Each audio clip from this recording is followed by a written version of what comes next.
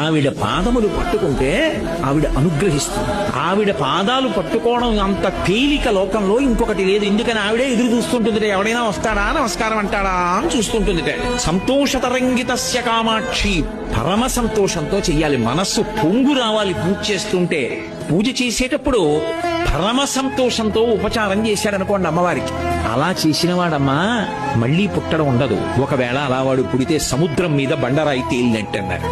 అమ్మా అనొక్కసారి పిలిచి నమస్కారం చేస్తే చాలు, వెంటనే నేనున్నాను రా బిడ్డా అని అమ్మవారు కాపాడుతుంది. ఆవిడ పాదములు పట్టుకుంటే ఆవిడ అనుగ్రహిస్తుంది. ఆవిడ పాదాలు పట్టుకోవడం అంత తేలిక లోకంలో ఇంకొకటి లేదు. ఎందుకని ఆవిడే ఎదురు చూస్తుంటుంది, ఎవడైనా వస్తాడా నమస్కారం అంటాడా అని చూస్తుంటుంది.